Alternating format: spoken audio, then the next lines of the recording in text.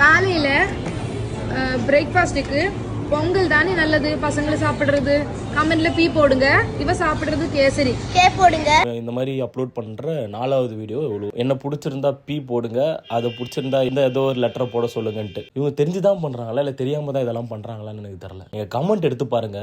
ஒண்ணு இந்த ஏஜுக்கு வாங்குற திட்டே கிடையாது கமெண்ட்ஸ்ல. ஃபர்ஸ்ட் ஆஃப் ஆல் ரொம்ப சாரி, ஒரு 7 days கிட்ட நான் வீடியோ போடல, உடம்பு சுத்தமா முடியல. பட் இன்னைக்கு நான் ஏன் போடுறேன்னா, நேத்து தான் இன்ஸ்டாகிராம் ரொம்ப நாள் கழிச்சு போனா ஒரு குட்டி ஷினோபி வந்து மெசேஜ் பண்ணியிருந்தாங்க. அவங்க கிட்ட நார்மலா பேசிட்டு இருந்தவங்க தான். ஆனா எங்க வீட்டுல என்ன ரொம்ப டார்ச்சர் பண்றாங்கன்னா, வீடியோ பண்ணு, இருக்கிற சின்ன சின்ன பசங்க 1 lakh 2 lakh 3 lakhs அழகழகா வச்சிருக்காங்க, நீ என்ன வீட்டுல தண்டமா விளையாடிட்டு இருக்க, அதுக்கு என்னாச்சும் வீடியோ நீ பண்ணல, நீ ஏன் பண்ண மாட்டேங்கிற, உனக்கு நான் போன் வாங்கி தரேன் அப்படி இப்படின்லாம் யாரு அவங்க அம்மா சொல்றாங்கன்ட்டு. எனக்கு அது கேட்டோன்னே எனக்கு இந்த ஹாட்ஸ்பாட் மூவி படம் பார்த்தீங்களா, அதில் லாஸ்ட்டாக ஒரு ஸ்டோரி ஒன்று சொல்லுவானுங்க. ஓகேவா, நம்ம எல்லாருமே சைல்டு அபியூஸ் தான் பண்ணிட்டு இருக்கோன்ட்டு ஒரு விஷயத்த வந்து சொல்லுவாங்க.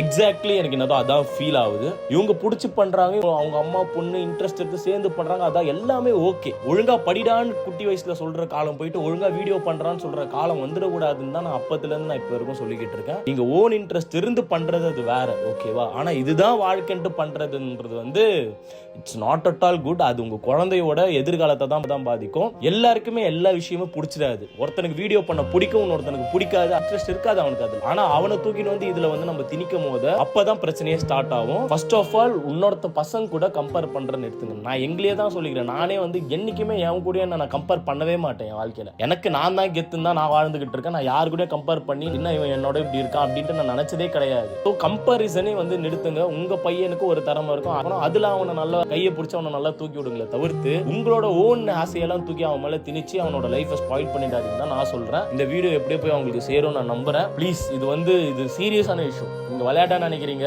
நான் பெட் கட்டுறேன். இங்க வீடியோ குழந்தைங்களை வச்சு பண்ணிட்டு இருக்கவங்க எல்லாமே ஹாட்ஸ்பாட் படத்துல சொல்ற மாதிரி ஏதோ ஒரு விஷயத்துல வந்து சைல்டு அபியூஸ் தான் பண்ணிட்டு இருக்காங்க அந்த குழந்தைங்களை. இந்த வீடியோ பின்னாடி என்ன நடக்குது நம்மளுக்கு தெரியாது. ரியல் வேற, ரியாலிட்டி வேற. நம்ம ரியாலிட்டி என்னன்னு தெரியாது. அது அவங்க அது பிடிச்சி பண்ணுதா பிடிக்காம பண்ணுதான்ட்டு. இது ஏன் நான் இப்போ இந்த வீடியோல நான் உங்ககிட்ட சொல்றேன்னா, உங்களுக்கு ஒரு தம்பி இருக்கும், இல்லை ஒரு தங்கச்சி இருக்கும், உங்க அக்க பக்கம் வீட்டில் இருப்பீங்க, அந்த மாதிரி யாராவது பண்றதை நேரடியாக பார்த்தீங்கன்னா சொல்லிடுங்க. பிடிச்சிருந்தா பண்ணுங்க, ஏன் இப்படி டிஸ்டர்ப் பண்ணி கேளுங்க. அப்பதான் வந்து இவங்கெல்லாம் மாறுறதுக்கான சின்ன ஒரு வாய்ப்புனாச்சும் இருக்கு. ஃபிலிம் ஒன்று சொன்னால, ஷார்ட் ஃபிலிம் ஒன்று பண்ணிட்டு இருக்கேன். அது ஆல்மோஸ்ட் கம்ப்ளீட் பண்ணிடுவேன். கம்ப்ளீட் பண்ணிட்டு அதை ரிலீஸ் பண்ணிட்டு அதுக்கப்புறம் ஃபுல்லாவே வந்து பார்த்தீங்கன்னா லவ் மாக்டெயில்ஸ் மட்டும் தான் சேனல் ரிலீஸ் ஆகும். லவ் மாக்டெயில்ஸ் அதான் லவ் மாக்டெயில் நான் வச்சதே காரணம் எல்லாமே சொல்லணும். லவ் ஸ்டோரிஸ் மட்டும் கிடையாது, ஒருத்தனோட லைஃப் ஸ்டோரி எல்லாமே வந்து. ஆனால் அது டிஃப்ரெண்ட் ஒரு பர்ஸ்பெக்டிவ்ல சொல்லணும்னு ஆசைப்பட்டேன்.